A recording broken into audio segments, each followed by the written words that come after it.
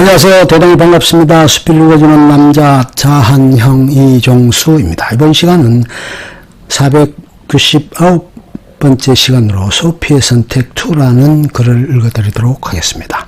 소피의 선택 2. 소피는 폴란드인이었다. 기묘한 운명을 타고났다. 어린 시절 대학 교수인 아버지와 피아니스트인 어머니 사이에서 행복한 생활을 영위했다. 아버지는 유대인에 대한 반감이 가득한 이였다. 소피는 아버지의 연설문 또는 일거리를 타이핑하는 것을 도와주었다. 세상이 바뀌고 나치 치하가 되자 곤욕스러운 일들을 겪게 된다. 아버지와 남편이 교수로서 잡혀가 학살을 당한다. 어머니는 병고에 시달리는 어려움을 겪는다. 그런 체제의 어머니를 보다 못한 딸이 해멀 뱃속에 숨겨오다 경관에게 잡혀 수용소로 끌려간다. 아들과 딸을 데리고 먼 기차 여행을 하고서 아우슈비츠 수용소에 억류된다. 죄인을 분류하는 군의관은 특별히 소피가 유대인이 아니라는 것으로 아들과 딸 중 한 명만을 선택하도록 강요한다. 소피는 울명이면서 선택할 수 없다고 하지만 소용이 없었다. 결국 아들 이안을 선택하고 딸 에바는 사형장으로 간다. 우여곡절 끝에 수용소 생활을 하게 된 소피는 타고난 언어 능력 그리고 상호 능력 등으로 인해 수용소에서도 특별한 보직을 부여받고 생활한다. 1년 6개월 정도 생활한다. 남편이 사형당하고 난 후 그녀는 같은 집에 살았던 원의와 각별한 사이가 된다. 남자는 좀 어렸었는데 그는 반유대인을 척결하려 다니는 살인 청부업자였다. 그와는 돈독한 사이가 되기도 했는데 어느 날 추적경찰에게 발각되어 살해당하고 만다. 그의 누나였던 여자는 레즈비언이었다. 은밀하게 비밀 조직들과 접촉하면서 무기를 제공하기도 하고 레지스탕스 활동을 도왔다. 그녀와는 많은 대화를 주고받기도 했고 서로 도움을 주고받기도 했다. 수용소에서도 같이 만났고 소피의 아들 얀의 소식을 전해주기도 했다. 소피는 수용소 생활 중에 수용소 소장이었던 헤스 사령관의 집무실에서 일을 하게 된다. 그녀는 그를 통해서 어떻게든 아들의 생안을 도모하려 했고 다른 삶을 모색을 위해 암정모색하나 예의치를 못하게 된다. 다른 이들로부터는 라디오를 훔쳐오라는 밀명을 받고 그것을 실행하려다 곤욕을 치르기도 한다. 막판에 사령관을 유혹하려 했으나 숲으로 돌아간다. 아들은 내일 아침에 만나게 해주겠다는 확언을 받기도 하나 그것마저 실현되지 못한다.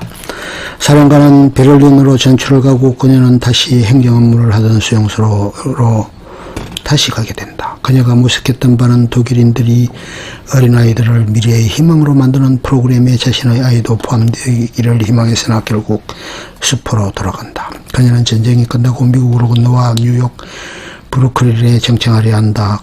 그녀는 어느 날 기차를 타고 가던 중에 치안에 의해 성추행을 당하기도 한다. 그러던 차에 영어를 배우러 학원을 다니면서 병원에서 일을 했다. 그러나 그녀는 마음에 드는 시집에 마음이 동해 도서관을 찾아갔다. 그곳에서 그녀는 그녀가 찾던 시인의 시집을 얘기했는데 그런 시인은 어떤 얘기를 전한다. 그렇게 실랭이를 하던 그녀는 현기증을 느끼고 바닥에 쓰러진다. 마침 그곳을 지나던 네이단이 그녀를 발견하고 곧바로 응급처치를 하고 병원으로 데려간다. 진한 간호를 받고 서서히 그녀는 이 몸은 회복되고 건강을 되찾는다. 그렇게 해서 소피는 네이단과 사귀게 되고 둘은 깊은 관계로 발전하게 된다. 네이단은 유대인이었다. 전후 유대인 학살 주범을 지구 끝까지 쫓아가서 단죄하여야 한다는 주장을 폈다. 그의 형 레리는 의사였다. 소피를 데리고 가서 진찰을 받게 하고 적절한 의사를 소개받아 건강회복을 위해 과정을 밟아나간다. 네이단은 하버드 대학 생물학과 출신의 연구원이라 했다. 경제적으로도 풍부했고 거침이 없었다.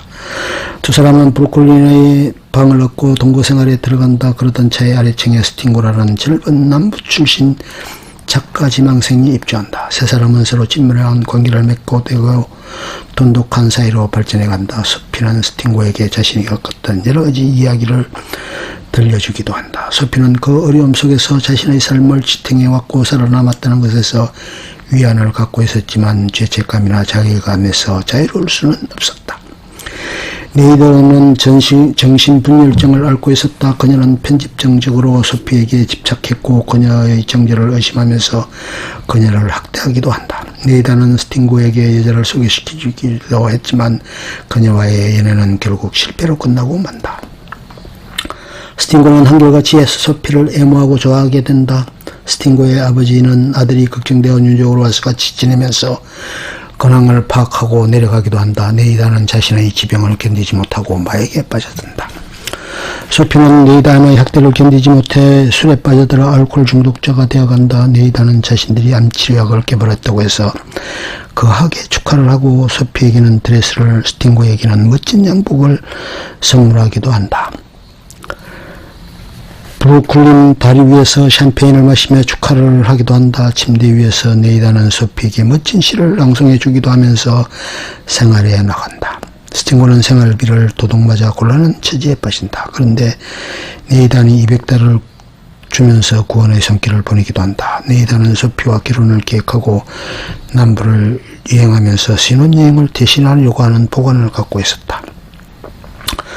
스팅고의 친구가 한 명 뉴욕에 와서 그의 근황을 알려주고 그의 처제를 소개시켜줘서 한동안 스팅고가 그녀와 관계 설정을 위해 애를 쓴다. 그러나 그녀도 지난번처럼 그렇게 철두철미하게 자신의 전성을 지키고자 하는 바람에 그들의 연애는 파국을 만난다. 그런 와중에 스팅고는 두 사람의 대판 싸움을 하고 결별했다는 것을 알게 된다. 네이다는 떠나고 소피는 남았다. 스팅고는 소피를 설득해서 같이 남부로 가기로 한다. 워싱턴을 거쳐 뉴욕으로 향한다. 꿀처럼 달콤한 시간을 보낸 스팅고와 소피는 내일의 남부 생활에 대한 단꿈에 젖었다. 그런데 다음날 아침이 되자 소피가 사라졌다는 것을 알았다. 그녀는 편지를 남기고 네이다에게로 갔다. 스팅고는 절망감을 느꼈다. 그리고 얼마 후에 그들의 소식을 듣고 브루클린으로 간다. 둘은 아름다운 옷을 입고 꼭 껴는 채로 장사해 죽음을 맞고 있었다. 소피는 선택할 수 있었는가? 소피의 잘못은 무엇인가? 왜 그녀는 그렇게 삶을 살지 못하고 생활을 마감할 수밖에 없었을까? 먼저 보낸 부모, 남편, 자식에 대한 죄책감 때문에 더 이상 삶을 견디지 못했을까? 참으로 기구한 삶을 살았던 한 여인의 인생에서 많은 것을 고민하고 느끼고 숙고하게 만드는 부분이 있었다. 자신의 의지와 상관없이 역사의 흐름 속에 묻혀버린 인간사의 안타까움이 느껴지는 작품이었다. 두 사람의 죽음 후에 스팅고가 한 카페에 앉아 하염없이 눈물을 흘리는 장면이 있었는데 모든 독자들의 마음이 스팅고의 눈물에 담겨져 있었으리라 여겨졌다.